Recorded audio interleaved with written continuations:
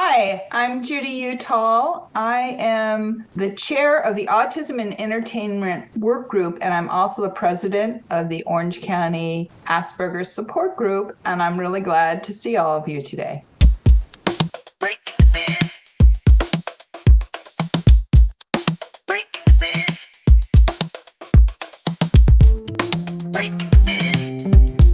Stay tuned for today's episode of Breaking the Biz, an informative podcast where we dive into the world of entertainment by interviewing seasoned professionals who have made their mark in the industry.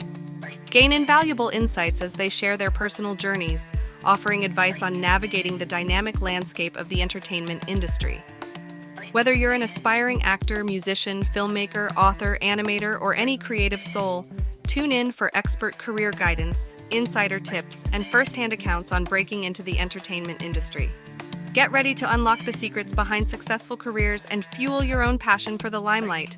Please remember to like this video and to subscribe to our channels for more great conversations.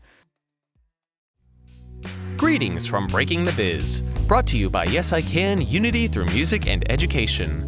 I'm William Felber, your navigator through the intriguing universe of the entertainment industry, as revealed by the visionaries and creators who bring it to life.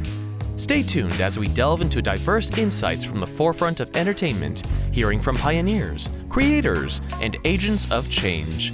Prepare for a journey filled with tales of innovation, resilience, and the undying quest for artistic brilliance. Awesome. I want to thank everyone for joining us tonight. As mentioned, we have Judi Uttal, who is the creator of the Autism in Entertainment Conference, but way much more than that. She's the president of the Orange County Asperger Support Group, OCASG, a nonprofit organization improving the quality of life for individuals and families dealing with high-functioning autism. Judi is a member of the Competitive Integrated Employment Blueprint, Orange County Local Partnership Agreement, and the Thompson Policy Group Chapman University Transition Initiative. Judi founded OCASG Career Club, a holistic program providing training and support for college graduates with ASD to achieve short and long-term career success.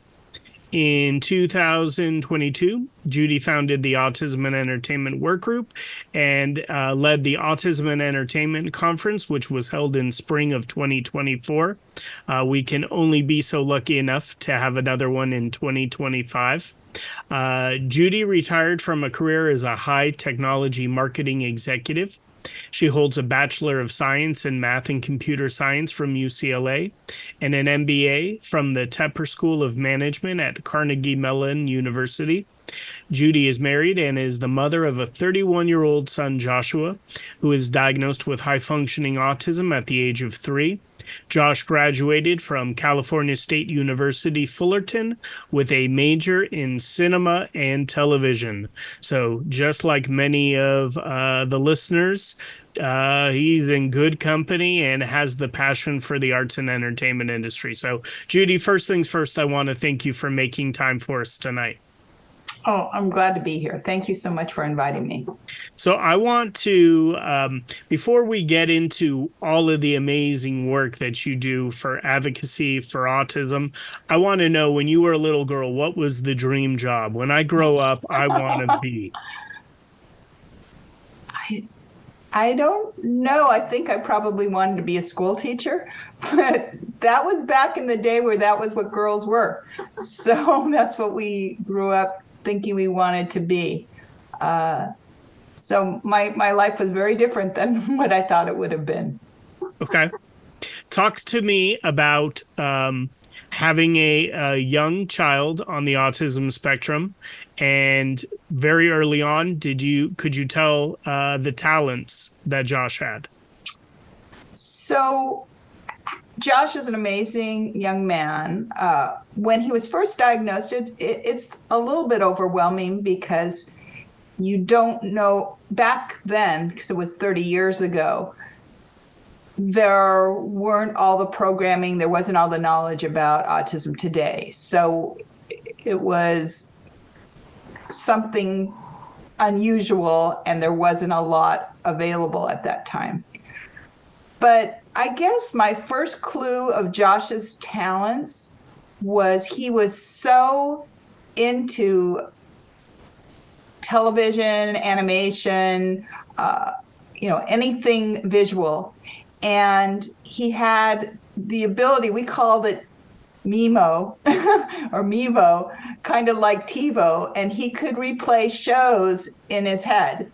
And he would be laughing because he would be watching the shows in his head. I've learned that other people on the spectrum have that ability.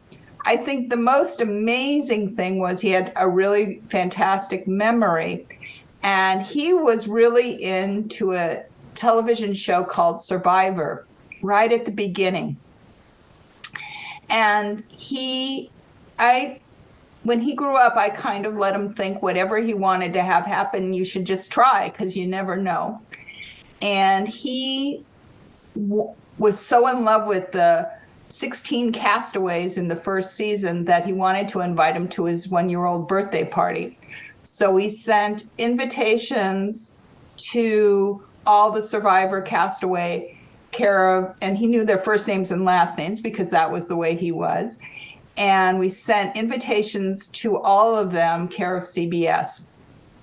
Well, a couple months later, after his birthday, we got a call on a Sunday morning from a woman with a Midwestern twang, and that was Susan Hawk, who was the famous Final Four who gave the rats and snakes speech. And she and Josh ended up becoming pen pals, and he eventually was able to go to the finale of the very first reunion all-star session. So anyway, it's been an exciting journey because you just never know where their talents are going to lead you. No, I love that, and what a great story, and and I think that is a very important lesson to give to your kid is, hey, if there's something you want, reach out. There's no guarantee, but maybe someone will reply and respond. And in this case, that's great to have something that you're just passionate about and you love, and have somebody actually reach out. So I love it. I want to talk about your career before we get into your advocacy. Talk me through your education and your career choices early on in your career.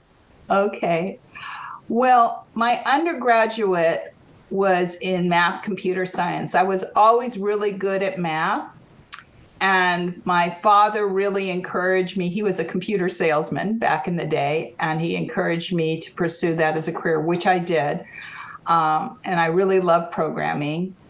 And then I got an MBA. My goal was to manage people, but what ended up happening was I fell in love with marketing. And so I ended up having a career in marketing for computers. So for those of you guys out there, this was the first job I had was at Intel, where I was a product manager for their 8086 computers. So this was the same architecture used by the original IBM PC. So that tells you how long ago that was. And I had the opportunity to share a plan with Bill Gates, who liked my plan. So my first ad was with Bill Gates talking about the Intel architecture. And I even got to meet Steve Jobs, too, when he was thinking of buying a startup that I was working for. So it was a great career. What marketing is about looking at all the different customers and trying to communicate to them about the functionality and the capabilities of products and helping them understand how to take advantage of it. So that was my career. I worked for big companies, I worked for small companies, I worked for hardware companies, I worked for software companies. It was a lot of opportunities to meet new people and do different things. I love, obviously the marketing in '86, trying to market the computer was probably to a fine group where, certain individuals had to use the computer for work. Whereas you think about now where everyone's got a little handheld computer in their pocket, and there's not too many people who go, oh, I don't have a computer. But how Yes. cool is that to get in and be able to meet Steve Jobs and do that? Like, that's incredible. So you do that. You work for different companies. When obviously you then have your boy. When does the advocacy start? Did you start seeing that there wasn't the support needed for Josh? Well, I approach being a mother always with a view of everybody else around. So whenever I advocated for Josh, I always said, but what about Rohan? And what about the other Josh? And so I always would get services, not just for Josh, but for other people. So that was kind of how I brought him up. I wasn't running a group. I was pretty busy just being and working for my computer and software companies and raising Josh that I didn't have the time or the desire to run a nonprofit. But I did advocate for people whenever I could. Let's talk about creating the nonprofit and launching that. Sure. So one thing I should clarify is I did not found, to create the Orange County Asperger's support group. I found it like I discovered it. So it's a different form of the word found. I had been introduced to it by a friend, and we had gone to a couple meetings. I really didn't have an interest in it. But what happened was when Josh was turning 18 and he was going to go to college, I decided that was a good time to learn about what other services and resources might he need along his journey.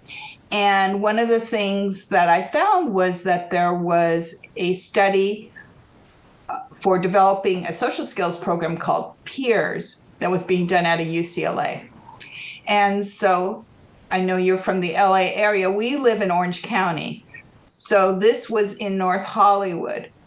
And once a week, we got in the car and drove from Irvine to North Hollywood, which was a couple-hour drive each way, just because of the traffic. In this Peers program, so the parents went to the program and the adults went to the program, and we were in separate rooms and we met and discussed similar topics. One of the topics was about how do you meet people? And I'm sure you guys all wonder, how do you meet people? And one of the things they encouraged people to do was to join clubs. So at the time, I had started a Toastmasters club at my work. And Toastmasters is a 100-euro program. So it's 100 years old this year, if you can believe that. So it was started in 1924 in Santa Ana by a gentleman named Bob Smedley. And it's a program for helping people learn how to do public speaking, learning how to communicate. And there are Toastmasters clubs all over the world. And in fact, I can show a little video if you want, about that, if you'd like. It's just a 3 or 4 minute video. But anyway, I decided what better club for somebody on the spectrum to join than a Toastmasters club. And I had this idea. I was sitting in the car, the windshield wipers were going, and I thought, what a great idea. Took me about a year to get the courage to do it, but I decided I was going to try it. And I did something that was called a Speechcraft, which is like an 8-week workshop, and met once a week. But I needed to find about a dozen individuals on the spectrum to participate. And that's where the Orange County Asperger Support Group came in, is I approached them and I said, this is my big idea. Can I communicate this with your members, and can we find people? And they said yes. And I ran that program that summer. It was amazing. And then eventually they asked me to be on the board, and eventually I became the president. So it wasn't my idea of starting the group, but I've done a lot with it since I've taken over. I love that. Obviously, Toastmasters is great because one of the number one fears is public speaking.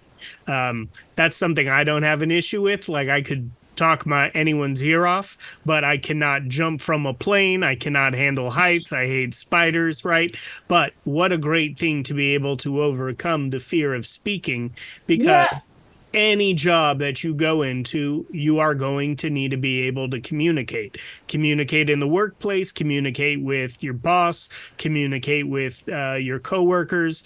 It is one of those 21st century career skills that you need to have in order to move forward and be successful.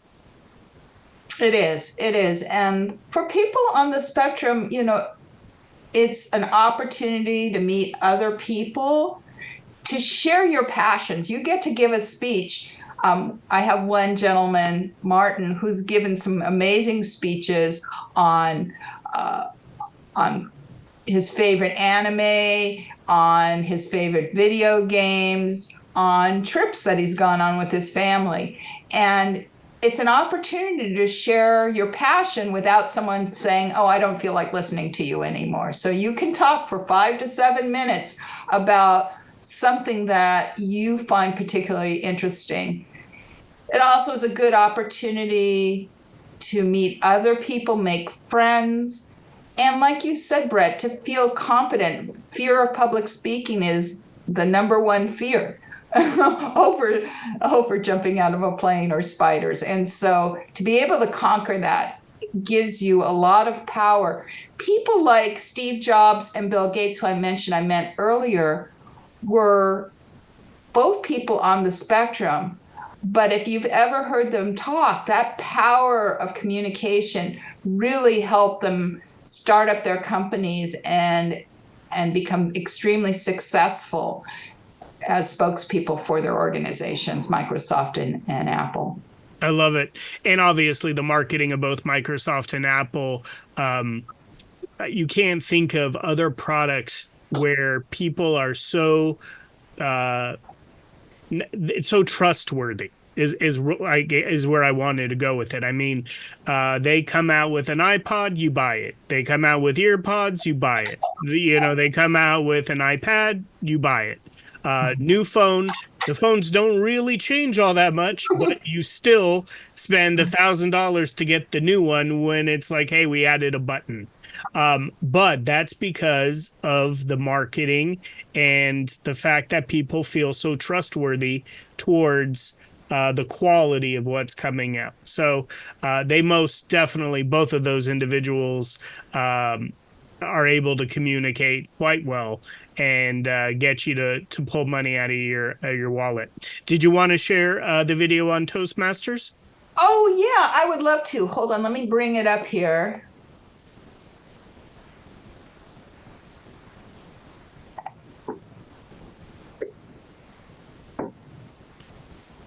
So let me, I'm going to share my screen right now just so you can see where I'm going.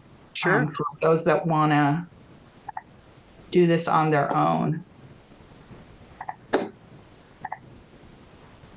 So this is the OCSG website. And if I scroll down, I can go to Toastmasters. And then if I scroll down some more, here's a video. So I'm going to share this now.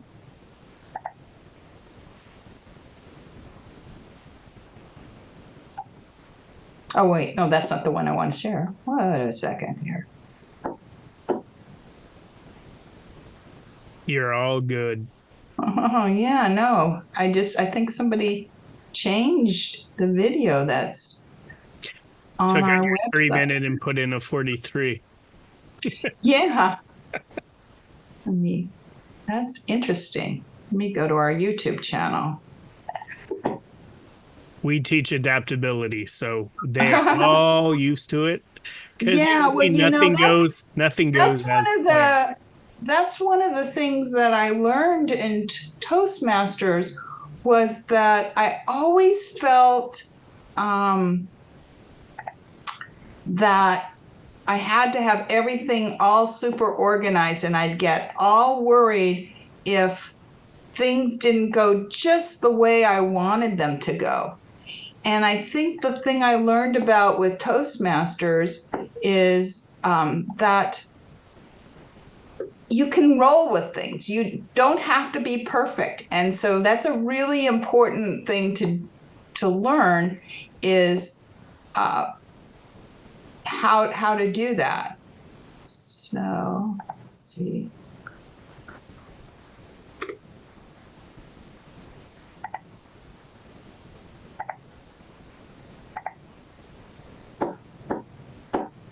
Well, let's keep on talking, and I'll be hunting. No worries. All while good. We're doing this.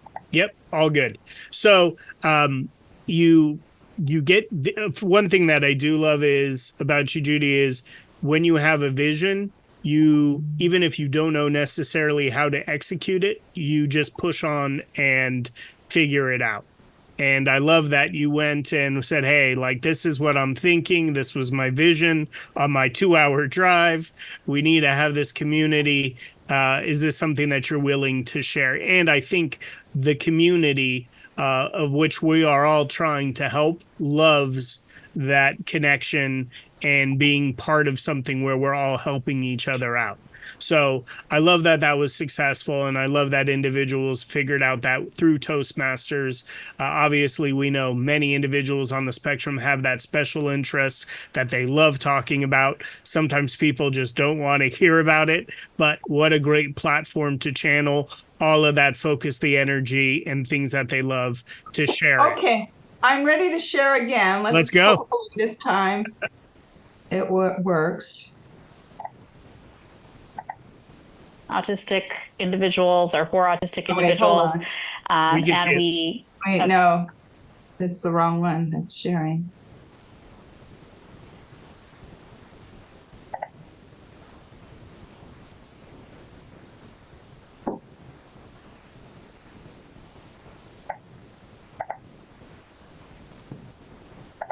Oh, well, let's just keep going. I'm having one of those days. It's all good. It's all good. Okay, We'll let's go just with keep it. going. So after that, you become eventually president.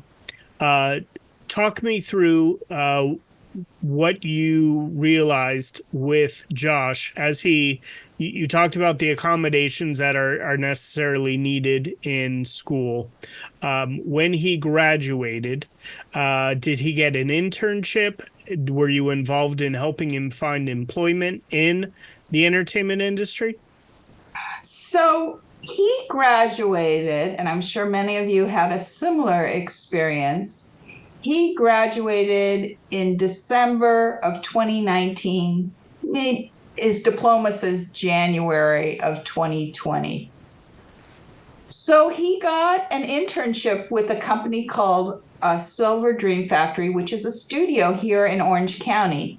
And he started the second week of March. How many people remember what happened in March of 2020? A little thing called COVID. And so his internship disappeared as fast as it had happened because they had to close the studio. So he actually ended up doing a program called AFA Hub, which is a day program funded by the regional center. And he he kind of did it almost like a postgraduate, learning, taking all the skills that he learned in college and then applying it to his work. And so he did that through COVID. So he didn't really have a job at that point, But I did have the realization, again, this was kind of pulling from my personal career. So in the computer industry, you know that there's new technology being introduced all the time. And those technologies have to be interoperable. If you buy a computer from one company and a computer from the other, they need to be able to talk together. How does that happen? Well, what happens is that there's usually standards groups that drive the standards, and those are usually run by a work group that includes competitors from those different organizations. And so I had this concept that there should be a work group to increase employment for people with autism. And so that's kind of with the realization that there were a lot of people like Josh who were having trouble finding employment. Okay. And with that, you kind of talked about you learned to navigate the regional center. And I know that the DDS was involved in funding your grant. Did you write the grant in order to then put together the Autism in Entertainment conference? Yes. So what happened was I formed this work group, and this is again about how life serendipity happens. You know, you just don't know when it's going to hit. And so one day I was running a support meeting for the Orange County Asperger support group.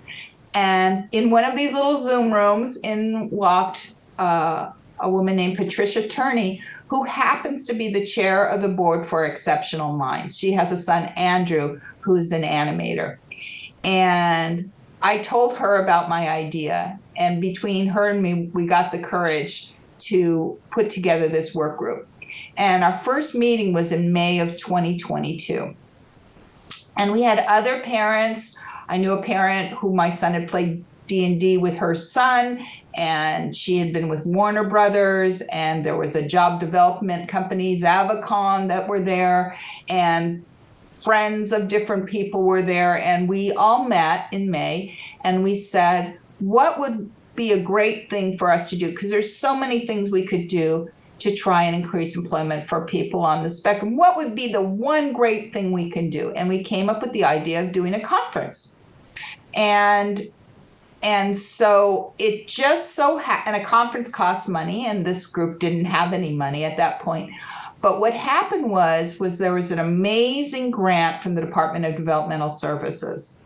And just so you know, the Department of Developmental Services is an agency in California that basically supervises the regional center. So if you are part of the regional center of Latterman or of Westside, et cetera, there's an organization that provides oversight. And they got this grant. It was from the Build Back Better money for helping people after COVID. And it was money to help to put up $10 million to fund 50 or so different dream ideas of people. And we happened to write a grant for doing the Autism in Entertainment Conference, and we got the grant. And so we were able to put on this conference. If you want, I can share this. I'll try to share again. I hopefully this time it'll work. Would that be good for me to share? Absolutely, go for it. Okay. All right, let me. I know there's a few individuals on this call that attended with me. Oh, that's great. Well, okay.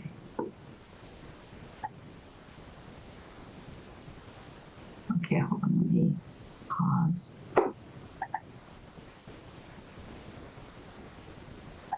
I don't think we can hear you. I can't hear you, actually. You're muted.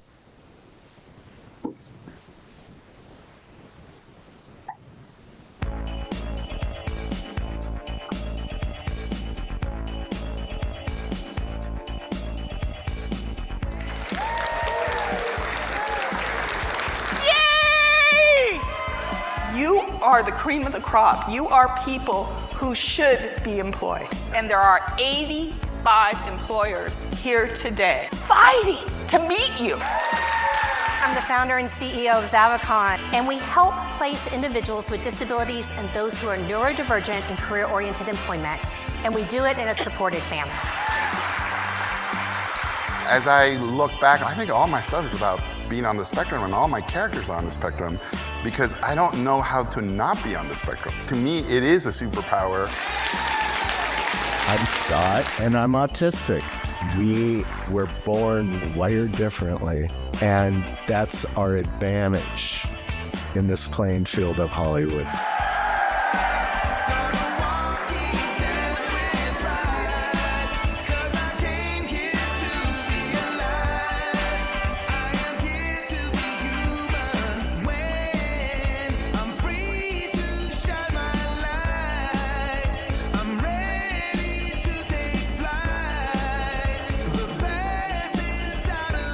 DDS itself serves over 178,000 individuals on the autism spectrum, and you are desired and you are valuable to work. Because the industry wants people on the spectrum to share their stories and their expertise and their talents. Like persevere, because those failures or perceived failures at the time will actually be like growth opportunities in the future. Never fear failure.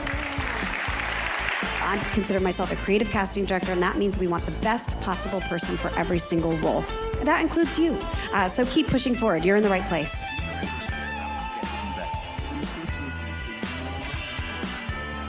Ubisoft is really a pioneer in that regard in neurodivergent hiring. When you have a mentor, just trust them and do what they say and go for it, 100%. Find ways to tell your story through voice acting, through drawing, through whatever you love and do. Just keep telling your story.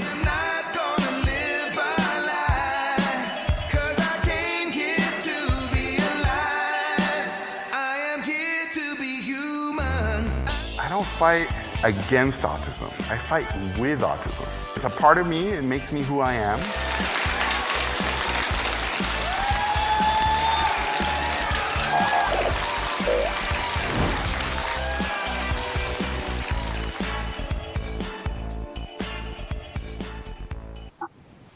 Such an amazing time, such great memories as well. Fantastic. Jorge Gutierrez, what a fantastic he's keynote. He's an amazing man. He is a very good man. And you had great his talent, but his kindness is amazing. No, I second that to a million degree. But yes, you had so many amazing, talented individuals. And that leads me to my next question, because you kind of hit upon it. How important has networking been to your success?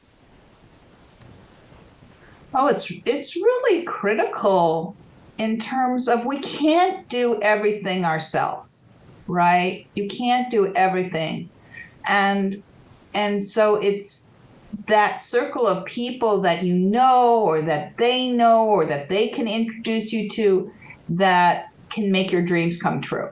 So networking is just the process of leveraging the people that you know to accomplish great things together. And so it was, it was so important with this conference. It was, I talked about how just the beginning was a chance meeting between myself and Patricia Turney. But there were so many people who came in who knew somebody else, and all of those people came together to form this great event. I mean, we ended up with over 400 people there. When we started, we had a database of 0. So now we have a database of 1,500 people who are interested in this space. We didn't have speakers, but now, we ended up with 10 breakout sessions and the general session, and with speakers from all over the industry. And that was all accomplished through networking. Love it. Solid answer. Let me ask, and I know that everyone's going, when's the next one? Obviously, having a grant helps with all of the cost. I mean, you really did a fantastic job with that conference. Is there going to be a chance for a conference in 2025? I don't think in 2025. I'll explain why, but we're doing a lot of other things, and then hopefully in 2026 we'll be positioned. This was kind of funny. You know, I talked about working for companies. Usually you would be working for a company for a while and then have this event. Well, this was the first thing we did. So building the whole how we stay funded and things like that, it ended up coming after that. So we knew that it's going to take us, the kind of grants we got are not likely to come real soon. So we need to fund it through other means. And so, but that doesn't mean our goal of increasing employment isn't still critical. So we've been doing things like webinars. Every month we have a webinar. We have a webinar this Thursday at noon with RealFX. RealFX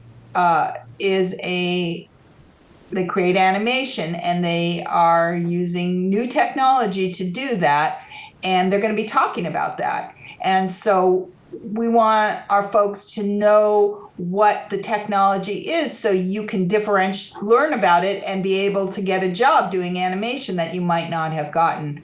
We've had people come talk about writing for television. Britton Payton is a vice president at Nickelodeon, and he put on 3 different webinars, one on writing, one on screen acting, and one on voiceover. So we've had a lot of these kind of events. We're introducing membership program, and we're going to have something called the Creative Community next year, where once a month we're going to have a in-person meeting and also offer it virtually, where Alex Estrella, who is the founder of Blue Star Productions, is going to have people come and talk about their projects, crowdsource the help from the community, so that, let's say you're going to do an animation and you need some voiceover actors and you need some people to help with some of the design or do the music. You can go to that meeting and you can say, hey, this is my idea, this is my project. Anyone want to come and sit with me and talk about it, and we can work together. So we're doing that. We've done some events at the Laugh Factory. We're going to do a big fundraiser in April at the Laugh Factory. So we're going to do a lot of things to continue to build that community. And hopefully, unless somebody decides to watch this video today, Brett, and give me a check for a couple $100,000, it'll take a little while for us to put together the money to run the next conference. But I know that when it happens, it'll be amazing. Yeah, and I just want to point out and highlight something here amazing. Like you mentioned, not being able to have a grant come with that amount of money every single year. I love how we talked even about adaptability and just changing the focus and the shift. You're still knocking out the same mission on trying to increase the employability of individuals on the spectrum and those with disabilities in the entertainment industry, but just changing the focus and the approach. And I know that there have been some individuals who have attended. I attended the one that you mentioned with the president of Nickelodeon with the writing. I think this is a great opportunity for everyone on this call to sign up to join the visual effects one that's coming up this Thursday. I will make sure that I send everything out to all the students that are listening on this call as well. But yes, community and networking, and maybe there is going to be someone who does hear the amazing work that you have done and does write that check, because getting everyone in one place is important. And it just does show being part of this community, being around like-minded, talented individuals, and some of these names that you've talked about who are great pioneers in this industry. Alex was a speaker on the Breaking the Biz podcast and talking about his love of documentaries and having a vision, and then working on a platform for others on the spectrum to be able to put out their art. So you're doing great things. I just want you to know you have a vision and you have support. And I love how you work within your network and team in order to take it to the next level. And I think that's really important also to highlight when indeed you're collaborating.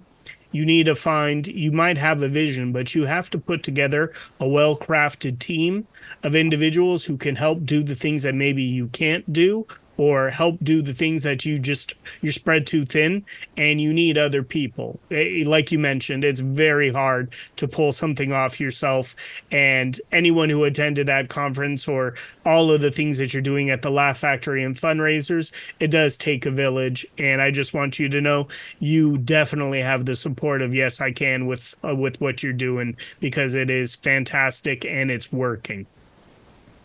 Thank you. Yeah, all of you out there, I'm sure you have your dreams.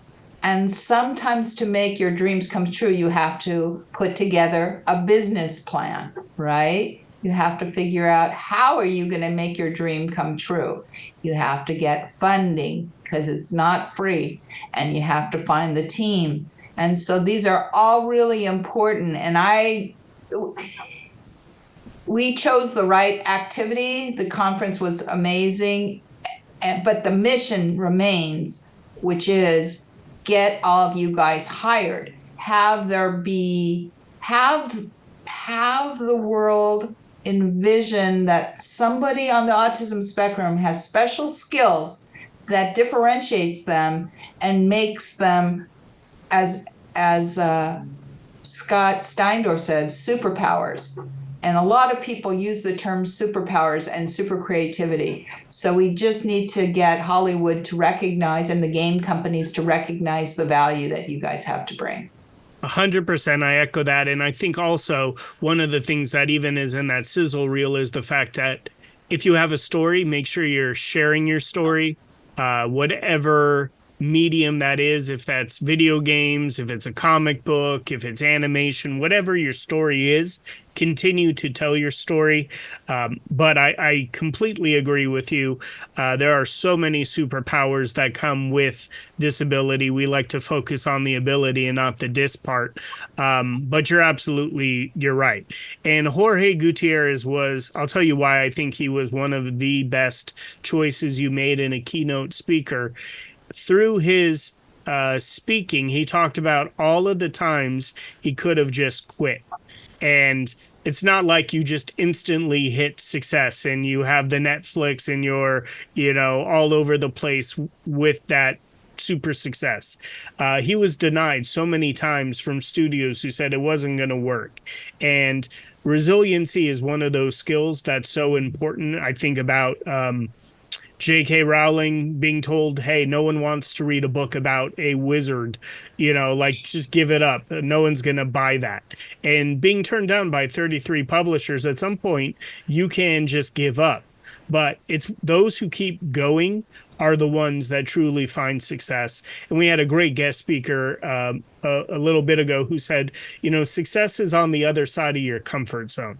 And it's very true. And I think he was a great speaker to show and his positive mindset and growth mindset with, okay, you don't want it? Okay, well, I'm still going to do it. And if you don't see my vision, I'm still going to put it out, until somebody said, oh my God, yes, let's make it and work together and put it out there. So that's why I think he was a phenomenal choice. I want to ask you, though, do you have a mentor in your life that has helped support your vision, or someone you can go to kick around your ideas? I do have a best friend, Chris, who I met at Intel, and we've been friends for a long, long time. And she's always someone I can go to. But I wanted to, I'm glad you picked up on that about Jorge. And as a marketing person, you're always looking for themes and messages and what do you want to come across. And that perseverance was really a theme, that the power of difference was really a theme.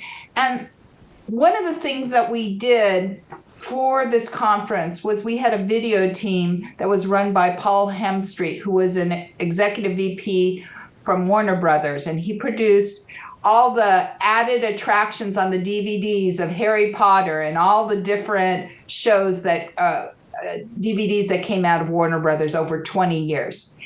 Anyway, we had a video team, and one of the people who the videos we made were 6 videos that highlighted people on the spectrum who are making it in their career. And one of those was Danny Bowman. And I'd like to, and this video ended up getting seen at Comic-Con because it was cited as one of the best videos that was produced that was shown at the conference. And if it's okay, I'd love to share. Yeah, go for it. And in this video, I want you to pay attention to her top 10 because she's going to tell you what the secrets are to success.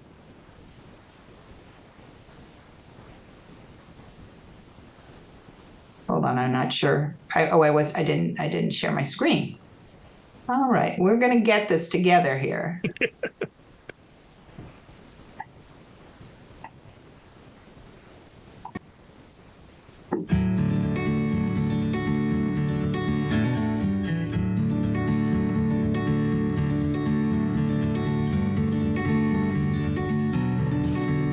Hi, I am Dini Bowman, founder and CEO of Reimagining Entertainment, an animation company that I started in 2009, and I also happen to be on the autism spectrum.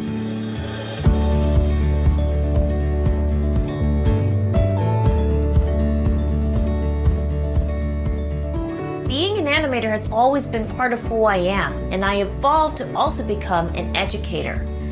When I was 3 years old, before I could speak, my parents had an abundant collection of VHS tapes of animated movies. I used to pause the VHS a second forward each time, rewind it, and play the clip again. So I decided to try it with my plush toys and a camera by moving them and taking a picture. Move them, take a picture, move them, take another picture.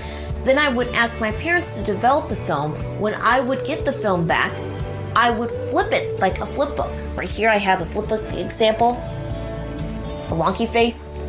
At age 11, when I moved in with my aunt and uncle, I showed them my picture books and animation that I had been working on just by using PowerPoint, MS Paint, and Adobe Photoshop. The first animation software I was introduced to by my uncle was Toon Boom Studio, which gave me the idea to start an animation company. I was just 11 and I didn't understand the reality of being my own boss. However, my aunt and uncle did take me seriously and helped me develop my company by helping me create a website.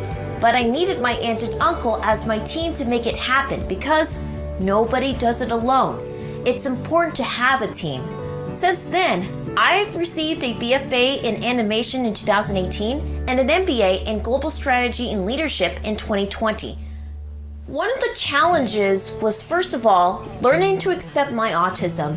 Growing up, I was not told that I have autism. I didn't know what that was until age 11 when I moved in with my aunt and uncle. It was a blessing because I could do all these amazing things I probably would not be able to do if it wasn't for my autism.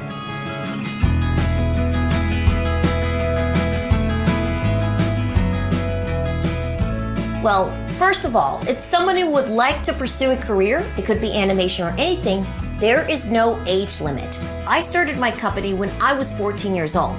Second, it's okay to ask for help. Nobody does it alone. Get a strong team behind you of people that really believe in you and your mission, just like my aunt and uncle who believed in my mission. Third, remember to get out of your comfort zone. Push yourself because nobody is going to do it for you. I know it's difficult for me to push myself as well, but that's part of growing up. Diligence and organization are the keys to a successful independent living adult. Also remember, it's not only about the more you learn, the more you earn. Apply what you learn. If you're striving to get a degree based on your passion, it's more than about getting straight A's in class. However, don't fear failure. Everyone fails at one time or another. And that's part of the learning process. No matter how bad failure may feel, you must keep trying as long as you can. Don't compare yourself to others. Everyone has different career paths. That is the reason why you must find your passion first. And always be grateful for what you already have, and you will attract more good things. And take advantage of many networking opportunities depending on your passion and field. Take classes outside of college based on your passion and go to conferences and events. Don't listen to the naysayers. Just because they said you cannot do this or you cannot do that, just look straight at them and say, yes, I can and I will, just watch me.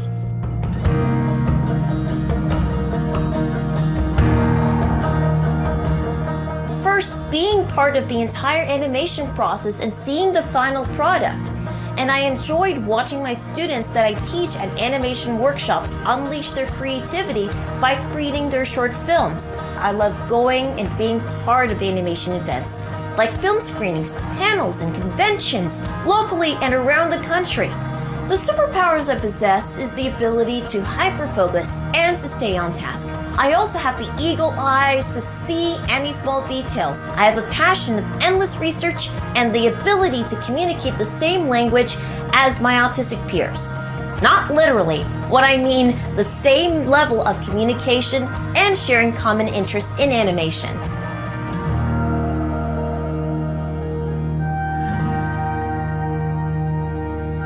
Amazing video.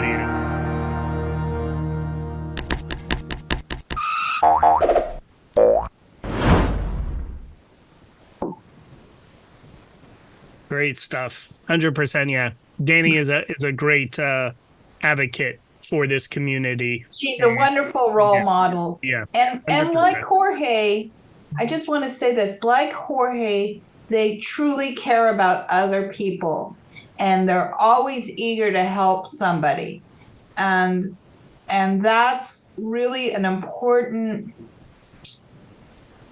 aspect of their personality. And what makes us all love them is that we know that they would love for everybody to succeed. It's not just about them. 100%. And I think that's something too. We all can help each other rise up. There's no competition. And that's something that most definitely is echoed by those two. I have one last question, then I just want to open it up for a few questions from anyone who's listening. What's the biggest piece of advice with all that you have gone through in life, with raising Josh, from your advocacy to marketing? What's the biggest piece of advice you would give to a younger Judi? I often talk about that. When Judi of the future comes and visit me, what would she say? I think the most important thing is to just go after your dreams and to believe in yourself and know that there are going to be challenges, but that, with help of others, with the ability to think out of the box, you can solve them. Perfect. Love it. Beautiful. First hand I see. Corgs, go for it. I guess I could have like two parts to the question. One is, has your kid expressed like any interest in partnering with you to like run these initiatives, or I guess be like, show up and give some kind of, or give some a testimonial? And the second part is like, how do you, looking at your website for the conference, what are your plans to expand your influence in the gig economy? Okay, two good questions. So the first one, so Josh is part of the video team. And so he's been really fortunate. He made two of the documentaries. He made the documentary about Alex Estrella, and he made the documentary about his friend Jimmy Bordeaux, who designed the Autism In Entertainment logo. So he participates in that way. He doesn't do everything. I'm his mom, and I'm sure all of you have parents, and you don't want to necessarily do everything that your parents do. He was very, very proud of this initiative, and he spoke recently to some students at Cal State Fullerton about the conference. So he is very interested in the initiative, but he does it in the ways he feels comfortable, and so I can't bring him into doing every little thing. But for example, we're going to be shooting another video with Danny, and he will be part of the video team shooting that. Now, the gig economy, that's a really, really important question that you asked. We're working to try and increase employment. Zavicon is taking the lead. And so you should send your resume to them. They are looking. I already have. Oh, good. They told me that they didn't want to work with me because I was mainly interested in self-employment. I mean, this was a few years ago, so maybe they've changed. I see. Yeah, that's not necessarily something that they do. That was part of the idea of the creative community, is to enable folks to find the team of people and to be interacting with other creative people in the industry. So hopefully at each of these meetings we'll have a mentor, and involving Alex Estrella is great because we know he can help open doors from a distribution point of view. But when you want to do it on your own, I think what we'll do is have some webinars to help people find how do you market yourself, how do you find the opportunities to do projects, because it's different. You need to have that network, you need to be on LinkedIn. So I think that's an area where we're going to have to continue to grow. If this is something that you're interested in doing, I'll put my email in the chat, and email me, and maybe we can create a team to work more on that. But it's the gig economy is hard because a lot of the regional centers, the different programs that are out there, are designed for get a job and that lasts forever. Oh yeah, I've fought with them. That's why I love Yes I Can, because I spent years fighting with these people, and I'm just like, finally, somebody who will indulge me. Yeah. But there are tools that you can use to help use those programs. So even like if you do a paid internship, you don't have to be at the same place for forever. You could switch different companies. And so and that helps you market yourself, because people can hire you without paying your salary and without putting you on the payroll. So there's different mechanisms that you can use. You can use self-determination dollars to help fund a crew, to help, like my son uses some of his self-determination dollars to work with Paul Hemstreet, who will be his mentor, to help him find things. So you can use these tools to help fund you while you build that path. Considering that the film industry is going through a weird trajectory right now, and studios don't know what to do because they don't know how to make money on their film and TV shows now that the streaming bubble has burst. So you are absolutely right. We had a strategy session at Disney where we spent a lot of time talking about this, the fact that Hollywood is changing and the industry is changing, and that and you guys are helping change that, right? Because you're viewing a lot of content. You're just not viewing it on linear television anymore. You're viewing it on your phones. You're viewing it, on your computers, or you'd rather have an interactive experience more from a gaming point of view. So the industry is changing, and even the technology is changing as well, because now you have AI, and some of the tools are changing as well. So all of these things are very disruptive. And that is why we're doing the creative community next year, is because a lot of you will find your voice and find your opportunity through creating your own content that we'll look at expanding our YouTube channel to give you guys a chance to promote your content on there, and find other places that you can make your, TikTok or Instagram or wherever you find it easy to distribute. So this has to be a big part of what we do, because another thing we're doing is looking at the smaller studios, the smaller organizations that feed into the larger organizations. We're also encouraging people to look at adjacent industries. So you may think, oh, I want to go work for Nickelodeon, but maybe you're better off working for doing some advertising or doing some other kinds of content creation where you can use your skills but do something different.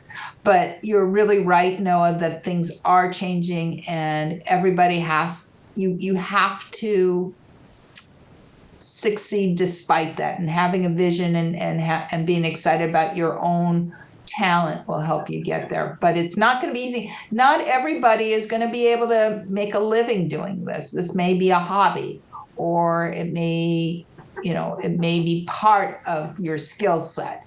You may have other skills that you put into play. So maybe you're good at videos, but maybe you're really good at computers, and you end up using the two together. So be aware of where you are in your journey and what your financial needs are, and you're going to maybe have to figure out the right strategy for you to be successful. Great advice, Judi. Great question, Court. Great question, Noah. On that note, I know that we are at our time. I want to thank you again, Judi, for all the work you are doing for this community. Being a pioneer and a disruptor in the most positive way possible is a great thing, and we need change, and it's so refreshing to have a fighter for this community out there like myself and many others. So I look forward to collaborating with you for sure. I am going to share the information so everyone who's listening can join you guys on Thursday for that amazing group that you've put together. I just want to wish you continued success, good health, and anything that you need on our end, please reach out. We are here to assist. As we conclude another enriching episode, we hope you found inspiration in the stories shared today. Let's take a moment to honor Yes I Can's role in bringing Breaking the Biz to life. Yes I Can's commitment to empowering young people with disabilities through education, advocacy, and mentorship shines brightly, paving paths of opportunity and dialogue. This podcast celebrates the organization's dedication to nurturing talent and facilitating impactful discussions. Breaking the Biz is more than a podcast. It's a part of Yes I Can's broader mission to amplify voices, dismantle barriers, and craft a world that's more inclusive and accessible for everyone.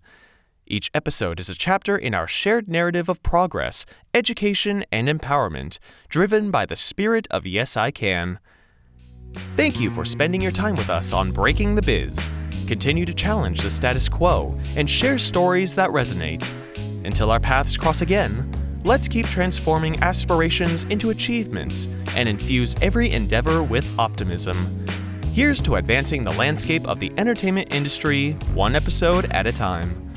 I'm your host, William Felber. See you next time.